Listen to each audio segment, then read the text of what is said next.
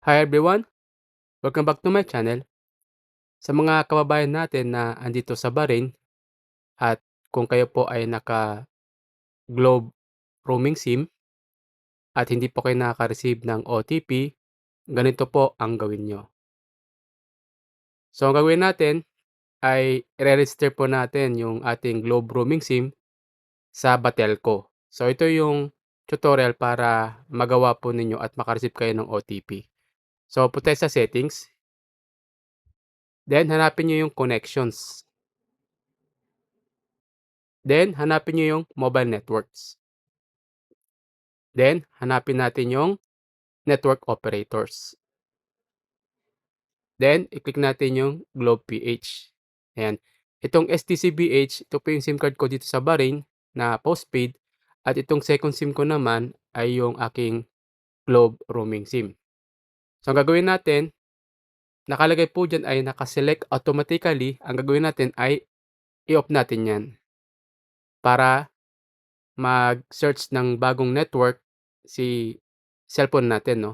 Ang gamit ko ay S25 Ultra at ayan po may lumabas po 'no. Dito po merong Zain, STC, tsaka Batelco. So ang pipiliin natin is yung Batelco by Bion or Batelco, okey? So click natin 'yan,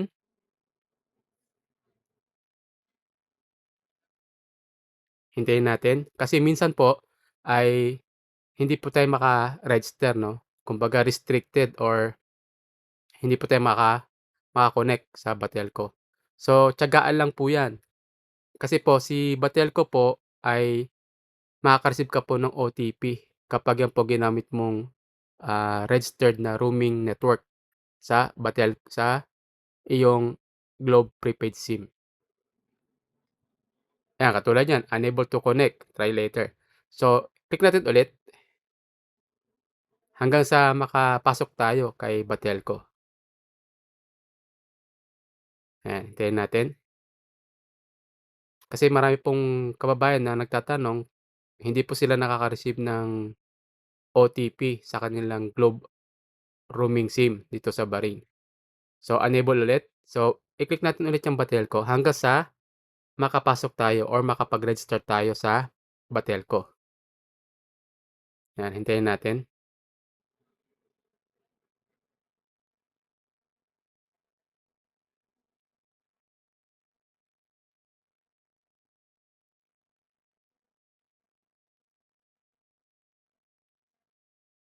Ito po ay actual, ayan, registered on network. Yan.